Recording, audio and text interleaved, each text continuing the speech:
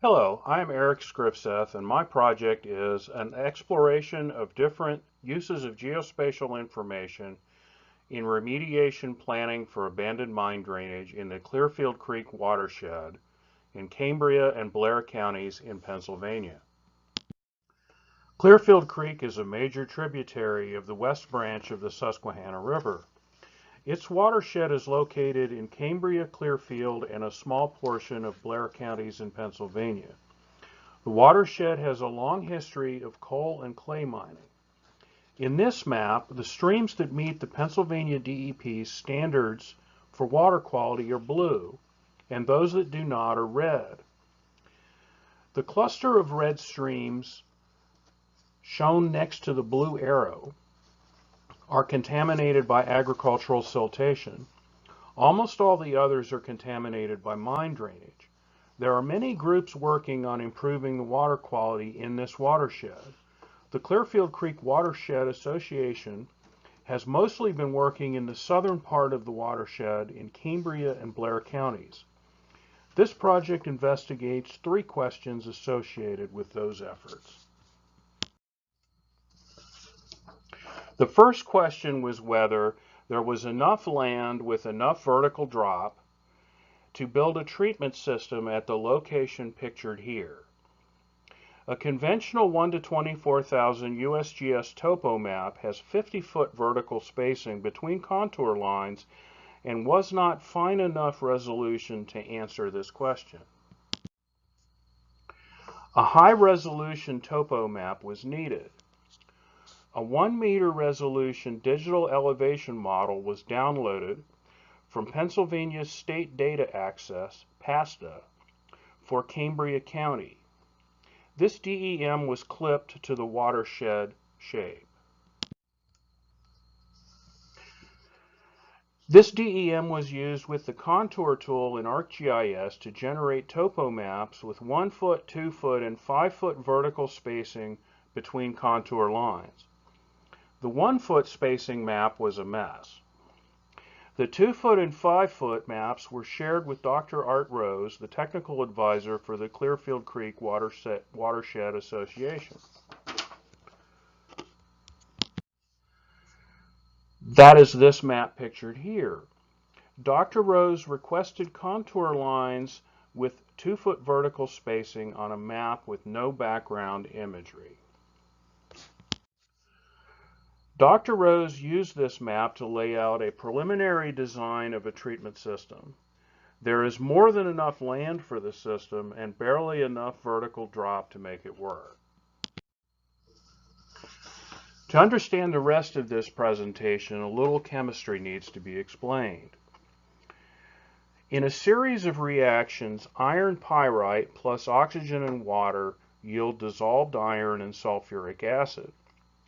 This acid then dissolves iron, aluminum, and manganese from the surrounding rock. When this mixture escapes the mine area, it becomes abandoned mine drainage. Water is sampled, as pictured here on Brubaker Run, in order to measure concentrations of metals, measure acidity, and measure the flow of the sampled water. The thing at Dan McMullen's feet in this image that looks like a log is a weir, and the depth of the water at the weir can be converted to a flow rate. The second question I investigated was whether the vegetation improvements on the Ferris Wheel mine site that were made between 2006 and 2015 could be related to water quality changes at 2 discharges from this mine site, labeled 32R3 and 32R4. By October 2015, the vegetation condition was much improved after a series of revegetation projects. In this image, the cleared area on the left is the construction area for a passive treatment system that came online in the fall of 2016. It treats several discharges from the Ferris Wheel mine, but not 32R3 and 32R4, which are lower in elevation than the currently built portions of the treatment system.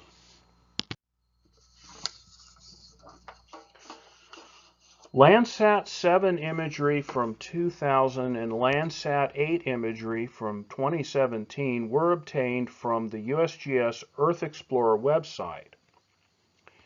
It was radiometrically rectified for the dates the images were taken, and the albedo images were used for all subsequent operations. It was resampled to 3-meter resolution to increase the count of a class expected to be important, grass. The bands were set as near-infrared being green, visible red being red, and visible green being blue. This imagery was clipped to the mine area because changes outside of the area were causing problems interpreting the results. The blue arrows in this imagery show the two sample locations, 32R3 and 32R4. Supervised classification was done with 4 classes: grass, evergreen, deciduous, and barren. This image shows the year 2000. This image shows the vegetation classes from the year 2017. The table shows how the percentages changed between the dates. After many iterations of ordinary least squares regression, the below equations were found for the combined water flow and combined aluminum load from sample sites 32R3 and 32R4. Data entered included land class percentages, water flow rates, monthly rainfall for current and prior months, and the load of different metals at the sample sites. Load is calculated by multiplying concentration of the metals by the flow of the water. Iron and manganese did not work in this process because the concentrations at the two sample sites were not changing the same way.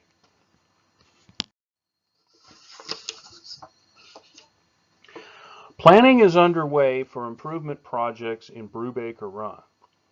Brubaker Run has several underground and surface mines discharging high volumes of very contaminated water. In the headwaters area of Brubaker Run are these sinks on state game land. These sinks are actually small, very old surface mines, and some of them have water standing in them.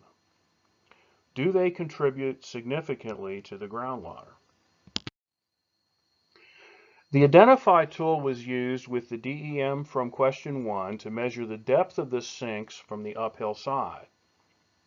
They were found to be 10 to 20 feet deep. The Fill tool was used in ArcGIS to fill sinks below 5 feet deep.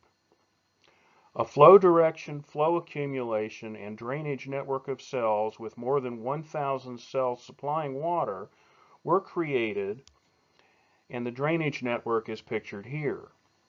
Some sinks actually had outlets on the downhill side, but the ones at the top of this image do not. The Basins tool was used to define the watershed basins. The two biggest sinks had watersheds of around 65,000 square meters, and they are the brown and green basins pictured here.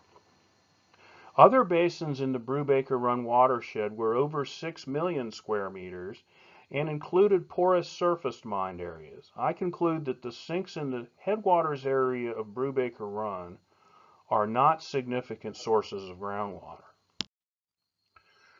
4 of the questions investigated in this project, the change in water chemistry associated with the vegetation change on the Ferris wheel mine, has the most potential for further research. The vegetation continues to change, the water is sampled regularly, and the water quality continues to change.